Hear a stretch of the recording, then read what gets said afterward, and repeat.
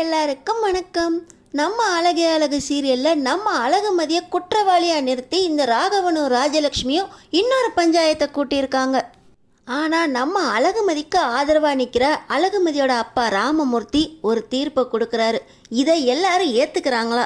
என்ன நடக்க போகுது தெரிஞ்சுக்கிறதுக்கு முன்னாடி இந்த வீடியோக்கு ஒரு லைக் போட்டுக்கோங்க. ஸோ பார்த்தீங்கன்னா நம்ம அழகுமதி இந்த வேலை போயிடுச்சு, அடுத்த வேலைக்கு நான் ப்ரிப்பேர் ஆகணும் அப்படின்னு சொல்லி இன்டர்வியூவுக்கு அப்ளை பண்ணிக்கிட்டு இருக்காங்க. உள்ளே வர சுரேஷுக்கு தங்கராஜ் சொன்னது தான் ஞாபகம் வருது. மாமா இன்னைக்கு ரொம்ப நல்ல நாள், இன்னைக்கு வாழ்க்கையை ஆரம்பிச்சுனா விசேஷமாக இருக்கும் வாழ்க்கை அப்படின்னு சொன்னது ஞாபகம் வர நேராக நம்ம அழகுமதி பக்கத்தில் போய் ஒரு சைடாக படுத்துக்கிட்டு, மதி இந்த வேலை போயிடுச்சுன்னு அடுத்த வேலைக்கு அப்ளை பண்ணிக்கிட்டு இருக்கியா? எதுக்கு இவ்வளோ அவசரம்? ஒரு 2-3 நாள் விட்டு அப்ளை பண்ணிக்கலாம்ல அப்படின்னு கையை தொடுறாரு. உனக்கு இதை விட ரொம்ப நல்ல வேலையாக கிடைக்கும், ரொம்ப நல்ல வேலை கிடைக்குன்னு சொல்லிக்கிட்டே அவங்களோட ஷோல்டரை தொடுறாரு. நம்ம அழகுமதிக்கு புரிய ஆரம்பிச்சிருது. நம்ம அழகுமதி எந்திரிச்சு, நீங்கள் என்ன சொல்கிறீங்கன்னு எனக்கு புரியுது, ஆனால் நான் இதுக்கு இன்னும் ப்ரிப்பேர் ஆகலை அப்படின்னு சொல்ல, இதில் ப்ரிப்பேர் ஆகிறதுக்கு என்ன இருக்குது? நம்ம என்ன எல்லாம் நீ என்ன புரிஞ்சுக்கிட்டு நான் உன்னை புரிஞ்சுக்கிட்டு இருக்கு, அதுக்கப்புறம் இதெல்லாம் பண்ணுறதுக்கு லவ் மேரேஜாக பண்ணியிருக்கோம், அரேஞ்ச் மேரேஜ் தானே, எல்லாத்தையும் முடிச்சுட்டு ஒவ்வொன்றா பண்ணிக்கலாம் அப்படின்னு சொல்லி நேராக அழகுமதியை கட்டி பிடிக்கிறாரு. நம்ம அழகுமதி 2 கையால் சுரேஷை பிடிச்சி தள்ளி விட்டு, எனக்கு தான் இப்போ வேண்டான்னு சொல்கிறேன்ல விடுங்க அப்படின்னு சொல்கிறாங்க. ஆனால் சுரேஷ், என்ன வேண்டான்னு சொல்கிற, நான் என்ன வேற யாரோவா, நான் உன் புருஷன்டி அப்படின்னு சொல்லி மறுபடியும் கட்டி பிடிச்சி லிப் டு லிப் கொடுக்க போகிறாரு. புருஷனா? நான் இதுக்கெல்லாம் இன்னும் ப்ரிப்பேர் ஆகலைன்னு சொல்கிறேன்ல, நமக்குள்ளே இதெல்லாம் வேண்டாம் அப்படின்னு சொல்லி நம்ம அழகுமதி மறுபடியும் கட்டிலில் போய் பெட்ஷீட்டை போட்டிட்டு படுக்க போக பெட்ஷீட்டை இழுத்து விற்றுட்டு, நீ என்னடி வேண்டான்னு சொல்கிறது, எனக்கு வேணும், நான் சொன்னால் நீ கேட்கணும் அப்படின்னு சொல்லி மறுபடியும் ரேப்பே பண்ண போயிடுறாரு. நான் தான் வேண்டான்னு சொல்கிறேன்ல அப்படின்னு சொல்லி நம்ம அழகுமதி பிடிச்சி தள்ள, அதெல்லாம் நீ சொல்லக்கூடாது, ஒழுங்காக புருஷனாக நடந்துக்கணும்னு பார்க்குறேன், நமக்கு கல்யாணம் ஆகி எத்தனை நாள் ஆச்சு, இது கூட இல்லைன்னா எப்படி அப்படின்னு சொல்லி ரேப் பண்ண போகிறாரு. நம்ம அழகுமதி, எதுக்கு இப்போ சத்தம் போடுறீங்க, நான் தான் வேண்டான்னு சொல்கிறேன்ல அப்படின்னு சொல்லி மறுபடியும் பறுக்க போகிறாங்க. ஆனால் சுரேஷ் விடுற மாதிரி இல்லை.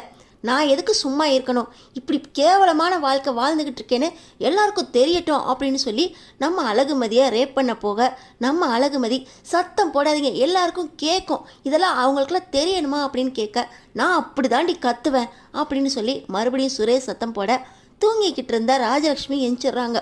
எந்திரிச்சு வந்து, சுரேஷு என்னடா ஒரே சத்தமாக இருக்குது, சண்டை போட்டுட்ருக்கியா அப்படின்னு கதவை தட்டுறாங்க.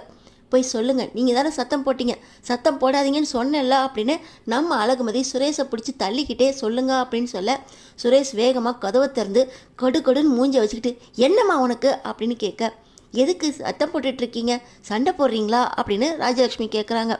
அதெல்லாம் ஒன்றும் இல்லை அத்தை, பேசிக்கிட்டு தான் இருந்தோம் அப்படின்னு மதி சமாளிக்கிறாங்க. ஆனாலும் சுரேஷ், என்ன சமாளிக்கிற, சண்டை தாமா போட்டுக்கிட்டு இருந்தோம் அப்படின்னு சொல்கிறாங்க. என்னடா நீங்கள் மாறவே மாட்டிங்களா, எதுக்கு சண்டை போட்டுட்ருக்கீங்க அப்படின்னு ராஜலக்ஷ்மி கேட்க, நான் என்ன ஒரு கேவலமான வாழ்க்கை வாழ்ந்துக்கிட்டு இருக்கேன்னு தெரிய வேண்டாமா, நீ வெளியே வாடி அப்படின்னு சொல்லி ரூமில் நிற்கிற நம்ம அழகுமதியை வெளியே பிடிச்சி இழுக்க, இன்னொரு பக்கம் இவங்க சவுண்டு கேட்டு ராகவன், பாக்கியராஜ், மலர் அப்படின்னு வரிசையாக எல்லாருமே வந்து நிற்கிறாங்க. என்ன இவ்வளோ சத்தமாக இருக்குது, நீங்கள் இன்னும் திருந்தவே இல்லையா, நான் என்ன கேவலமான வாழ்க்கை வாழ்ந்துக்கிட்டு இருக்கேன்னு எல்லாருக்கும் தெரியட்டும் தான் இவ்வளோ இழுத்துட்டு வந்தேன் அப்படின்னு சொல்லி நம்ம சுரேஷ் சொல்கிறாரு. என்ன சண்டை போட்டுக்கிட்டு இருக்கீங்க அப்படின்னு சொல்ல, அதெல்லாம் ஒன்றும் இல்லைங்க, நீங்கள் போய் தூங்குங்க அப்படின்னு ராஜலக்ஷ்மி தூங்க சொல்ல, என்னடி ஒன்றும் இல்லை, இவங்க பேசுகிறது தான் 4 தெருவுக்கு கேட்குது, இதில் நிம்மதியாக எப்படி தூக்கம் வரும், என்னடா உங்களுக்குள்ள பிரச்சனை அப்படின்னு கேட்க, என் வாழ்க்கையே பிரச்சனையாக தான் இருக்குது, எப்போ இவ்வளோ கல்யாணம் பண்ணிட்டு வந்தானோ அப்போயே பிரச்சனை ஆரம்பிச்சிருச்சு. நம்ம அழகுமதி, இது நம்மளுக்குள்ளே உள்ள பிரச்சனை, நம்மளே தீர்த்துக்கலாம், உள்ளே வாங்க அப்படின்னு சொல்லி சுரேஷை கூப்பிட்றாங்க. ஆனால் சுரேஷ், என்னடி சொல்கிற, உள்ளே வந்தால் சண்டை போட்டுற, நெருங்கவே விட மாட்டேங்கிற, நீ என்னென்னா இப்போ உள்ளவான்னு கூப்பிட்ற, என்ன விளையாடுறியா அப்படின்னு சொல்ல, என்னடா எங்கள் முன்னாடியே சண்டை போட்டுட்டு இருக்கீங்க, என்னதான் உனக்கு பிரச்சனை, அவள் என்ன பண்ணா அப்படின்னு ராகவன் கேட்குறாரு. எனக்கு எல்லாமே பிரச்சனை தான், கல்யாணம் ஆனதுலேருந்து இத்தனை நாளாக இவ எனக்கு பொண்டாட்டியாகவே நடந்துக்கலாம் அப்படின்னு சொல்லி சுரேஷ் சொல்ல, நம்ம அழகுமதிக்கு கோவம் வந்துடுது. எப்படி வெக்கமே இல்லாமல் இந்த மாதிரி விஷயத்த இப்படி எல்லாரும் முன்னாடி சொல்கிறீங்களே அப்படின்னு சொல்ல, என்னடி வெக்கமே இல்லாமன்னு சொல்லி அசிங்கமாக பேசுகிறேன்னு சுரேஷ் கோவத்தில் நம்ம அழகுமதி அடிக்க, அழகுமதி சுரேஷ் அடிச்சிருக்கு பதிலாக இவங்களும் ஒரு அரை விட சுற்றி நிற்கிற எல்லாருக்குமே வாயில் கையை வச்சு அதிர்ச்சியில் உறைஞ்சி நிற்கிறாங்க. ஒரு பொண்ணு, ஏன் பையனா அரைஞ்சிட்டியாடி, பாக்கியராஜன் கூப்பிட்டதுக்கே அந்த ராஜலக்ஷ்மி புலம்பிக்கிட்டு இருந்தாங்க. என் பிள்ளைய இவ பாக்கியராஜன் பேர் சொல்லி கூப்பிட்டானே, இப்போ அவங்க பிள்ளைய அறவிட்டா இந்த ராஜலக்ஷ்மி மனசு கொதிச்சு போயிடாதா, என் பிள்ளைய இவ அரைஞ்சிட்டா அப்படின்னு ராஜலக்ஷ்மி சொல்ல, அம்மா வாயை மூடுமா, ஏற்கனவே இவ எதிர்த்து பேசுறது எனக்கு அசிங்கமாக இருக்குன்னு நினச்சிக்கிட்டு இருக்கேன், இவ என்னை கையை நீட்டி அரைஞ்சிட்டா, இவளை நான் உயிரோட விடமாட்டேன் அப்படின்னு சொல்லி இந்த சுரேஷ் பார்த்திங்கன்னா நம்ம அழகுமதியோட கழுத்தை நெரிக்க போக, டேய் விட்ரா பேசிக்கலாம் அப்படின்னு சொல்லி பாக்கியராஜ் ராகவனும் சுரேஷை அடக்க போக, நம்ம அழகுமதி இவர் தானே அரைஞ்சாரு, அதுக்கு தானே நான் அரைஞ்சேன் அப்படின்னு சொல்ல, நீ எல்லாம் பொண்ணா, என் பிள்ளைய கையை நீட்டி அரைக்கிற, உன்னையெல்லாம் இனிமே இந்த வீட்டிலே வச்சிருக்க முடியாது, நீ அடங்கா பிடாரி அப்படின்னு சொல்ல, நம்ம அழகுமதி அப்போ உங்கள் பிள்ளை மட்டும் என்னை அடிக்கலாமா அப்படின்னு கேட்க, நீ திருந்த மாட்டேன், உங்கள் அப்பா அம்மாவுக்கு ஃபோனை பண்ணி உன்னை கூட்டிகிட்டு போக சொல்கிறேன் அப்படின்னு சொல்லி அடுத்த நாள் காலையில் விடிஞ்சதும் விடியாதுமா இல்லை அதே நேரத்துலேயே கூட உடனே அவங்க அப்பா அம்மாவுக்கு காலை பண்ணி உடனே வீட்டுக்கு வாங்க, இன்றைக்கி ஒரு முடிவு பண்ணணும் அப்படின்னு சொல்லி ராகவன் சொல்கிறாரு. ஆனால் ராமமூர்த்தியோட மனசு இப்போ மாதிரி இல்லை. நான் உன்னை அவருக்கு கல்யாணம் பண்ணி வச்சு தப்பு பண்ணிட்டேம்மா, நீ வேண்டான்னு வேண்டான்னு சொல்ல சொல்ல குடும்ப சூழ்நிலையை காரணமாக வச்சு அவரோட உனக்கு கல்யாணம் பண்ணி வச்சிட்டேன், நீ நம்மளோட வந்துருமா, நம்ம ஒன்றா இருந்துக்கலாம், இந்த குடும்பம் வேண்டாம் அப்படின்னு நம்ம அழகுமதிக்கு ரேவதி வீட்டில் வச்சு அட்வைஸ் பண்ணவர் ராமமூர்த்தி. எந்த பிரச்சனைனாலும் நீ கவலையே படாத, அப்போ நான் இருக்கேன், நான் பார்த்துக்குவேன் அப்படின்னு ராமமூர்த்தி கூப்பிட்டாரு. இப்போ மறுபடியும் இந்த ராகவனும் ராஜலக்ஷ்மியும் ஒரு முடிவு பண்ணணும் அப்படின்னு கூப்பிட்டோன்னே, நம்ம பொண்ணு மேலே எந்த தப்பும் இருக்காது, அப்படியே தப்பாக இருந்தாலும் நம்ம அழகுமதி பக்கத்தில் தான் நிற்கணும் அப்படிங்கிற முடிவோட 2 பேருமே வீட்டுக்கு வராங்க. வீட்டுக்கு வந்த உடனே வந்ததும் வராதுமா, பொண்ணா வளர்த்து வச்சிருக்கீங்க, ஒரு ராட்சசியை வளர்த்து வச்சிருக்கீங்க, கட்டின புருஷனை பேர் சொல்லி கூப்பிட்றதுக்கே நாங்களாம் அந்த அளவுக்கு வெக்கப்படுவோம், ஆனால் இவ ஆம்பளைன்னு பார்க்காம புருஷன்னு கூட நினைக்காம நைட்டு அவனை ஒரு அறை விட்டா பாருங்க, என் பிள்ளைக்கு கொஞ்சம் கூட மரியாதையே கொடுக்க தெரியல, இவளுக்கெல்லாம் என்ன சொல்லி வளர்த்துருக்கீங்க, பொண்ணா இவ, பொண்ணுக்கு பொண்ணு எப்படி நடந்துக்கணும்னு சொல்லி கூட உங்களுக்கு வளர்க்க தெரியாதா அப்படின்னு இந்த ராகவனும் ராஜலக்ஷ்மியும் ராமமூர்த்தியை நிற்க வச்சு கேள்வி கேட்குறாங்க. என் பொண்ணை அவர் அடித்தது தப்பு இல்லையா அப்படின்னு ராமமூர்த்தி கேட்க, எல்லாருமே ராமமூர்த்தியை பார்க்குறாங்க. சுரேஷை அடித்ததுனால தான் உங்கள் பொண்ணை அடிச்சிருப்பான்னு உங்களுக்கு யார் சொன்னது அப்படின்னு கேட்க, என்ன நடந்திருக்கோன்னு எனக்கு தெரியும், என் பொண்ணோட மனசு எனக்கு தெரியும், என்ன காரணத்தினால என் பொண்ணு சுரேஷை அடித்தா, சுரேஷ் என் பொண்ணை அடித்தார்னு தெரியாது, ஆனால் என் பொண்ணு சுரேஷ் அடிக்காமல் திருப்பி அடிச்சிருக்க மாட்டா அப்படின்னு அடித்து சொல்கிறாரு ராமமூர்த்தி.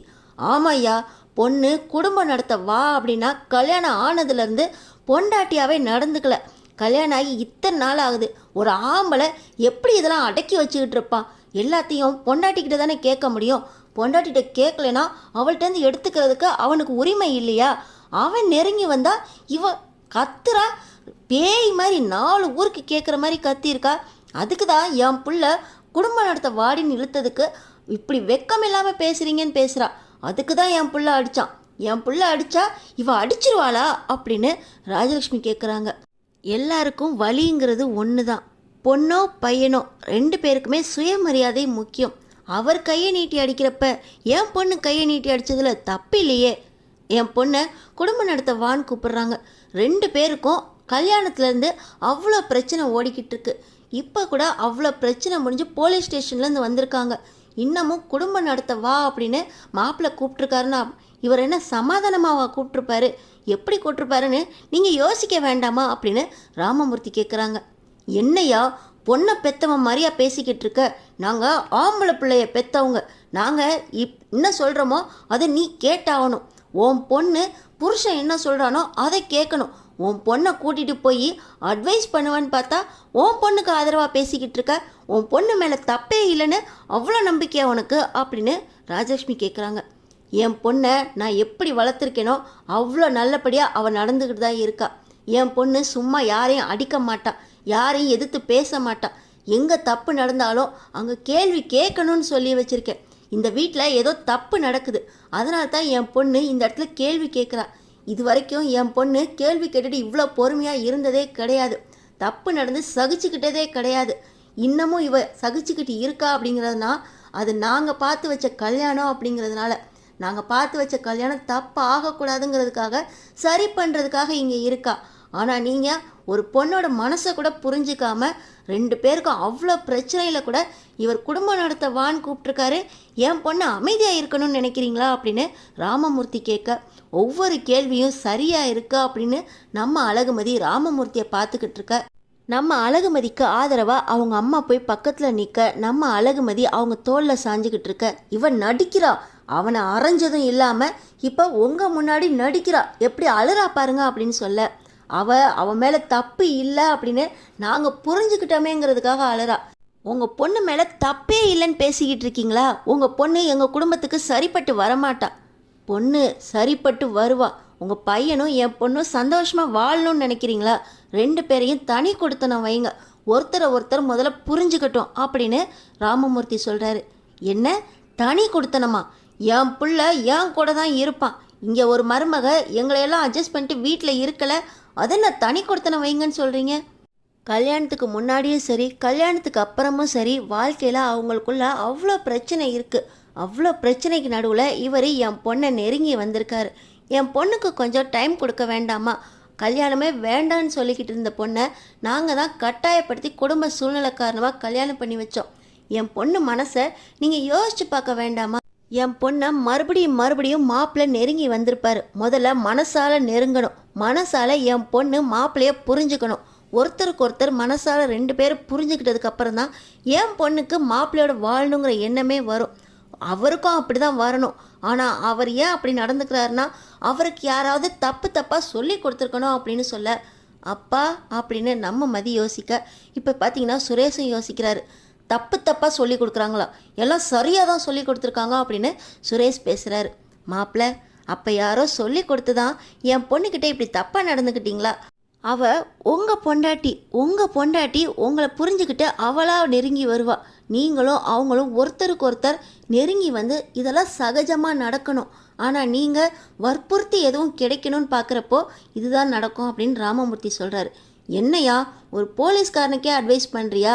ஒரு போலீஸ்காரன் மாப்பிள்ளைங்கிற மரியாதை உனக்கு இல்லையா அப்படின்னு கேட்க, வார்த்தையை அடக்கி பேசுங்க, அவர் எங்கள் அப்பா அப்படின்னு மதி சொல்கிறாங்க. இருமதி, நான் எப்போ கல்யாணம் பண்ணி கொடுத்தேனோ அப்பையிலேருந்தே அவர் உக்காந்துருப்பார். என்னை நிற்க வச்சு தானே பேசிக்கிட்டு இருக்காங்க. என் பொண்ணு மாப்பிள்ளையை விட்டு பிரிஞ்சு வரமாட்டா. 2 பேரும் சந்தோஷமாக வாழ வைக்க வேண்டியது என் பொறுப்பு. என் பொண்ணு சந்தோஷமாக சுரேஷ் மாப்பிள்ளை கூட வாழணும் அப்படின்னா தனி கொடுத்து நான் அனுப்புங்க. என் பொண்ணை நான் கூட்டிகிட்டு போகிறேன். 2 பேரும் தனியாக வச்சு சந்தோஷமாக வாழ்கிறதுக்கு வழி பண்ணுங்க.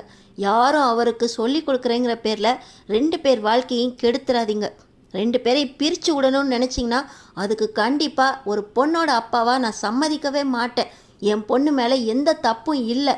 என் பொண்ணுக்காக எல்லாரும் முன்னாடியும் கை கட்டி நின்னேன். ஆனால் என் பொண்ணு மேலே எந்த தப்பும் இல்லை அப்படின்னு ஒரு அப்பனா புரிஞ்சுக்கிறதுக்கு எனக்கு இவ்வளோ நாளாயிடுச்சு. இனிமே என் பொண்ணை நான் விட்டு கொடுக்கவே மாட்டேன். என் பொண்ணும் சுரேஷும் தனி கொடுத்தனும் போகணும். 2 பேரும் இந்த முடிவை எடுத்திங்கன்னா என் பொண்ணுக்காக எல்லா வசதியும் நான் செஞ்சு கொடுக்குறேன். சுரேஷும் என் அழகுமதியும் ஒருத்தர் புரிஞ்சுக்கிட்டு சந்தோஷமாக வாழட்டும். இல்லை 1 மாதம் 2 மாதம் தனியாக அவங்கள இருக்க விடுங்க. அவங்களா ஒருத்தர் புரிஞ்சுக்கட்டும். வாழ்க்கையை ஆரம்பித்ததுக்கப்புறம் இந்த வீட்டுக்கு வரட்டும். அது வரைக்கும் நீங்களும் பொறுமையாக இருக்கணும் அப்படின்னு ராமமூர்த்தி பேச, நீயெல்லாம் அட்வைஸ் பண்ணி நாங்கள் கேட்கணுமா அப்படின்னு சொல்ல, என் பொண்ணை நான் கூட்டிகிட்டு போகிறேன். ஆனால் என் பொண்ணு சுரேஷோடு சேர்ந்து வாழணும் அப்படின்னா, வாழ்க்கையை ஆரம்பிக்கணும் அப்படின்னா 2 பேருக்கும் நீங்கள் இடைவெளி கொடுக்கணும். அவங்க 2 பேரும் சந்தோஷமாக வாழ ஆரம்பிக்கிறதுக்கு நம்ம தான் வழிவகுத்து கொடுக்கணும் அப்படின்னு ராமமூர்த்தி பேச, சீ பொண்ணோட அப்பா மாதிரியா பேசுகிற? மாப்பிள்ளை வீட்டுக்காரங்களுக்கு மரியாதை கொடுக்க தெரில. என்னையா பொண்ணை தனி கொடுத்தனும் பேசுகிற? என் பொண்ணை சுரேஷ்கிட்டேருந்து பிரிக்கவே முடியாது. பிரித்து விடணும்னு நீங்கள் நினைக்க முடியாது. 2 பேரையும் ஒன்றா சேர்த்து வாழ வைக்க வேண்டியது என் பொறுப்பு. நீ வாமா அப்படின்னு சொல்லி ராமமூர்த்தி நம்ம அழகுமதியை கூப்பிட, நம்ம அழகுமதி அப்பா நான் வரணுமா அப்படின்னு கேட்குறாங்க. நம்ம அழகுமதி ராமமூர்த்தி கூட அவங்க வீட்டுக்கு போகிறாங்களா, இல்லை சுரேஷ் பண்ணது தப்பு அப்படின்னு இங்கேருந்தே புரிய வைக்கணுமா, சுரேஷும் அழகுமதியும் தனி கொடுத்தனம் போகணுமா? நீங்கள் என்ன நினைக்கிறீங்க? நம்ம சேனல் சப்ஸ்கிரைப் பண்ணி அடுத்தடுத்து என்ன நடக்க போகுதுன்னு பாருங்கள்.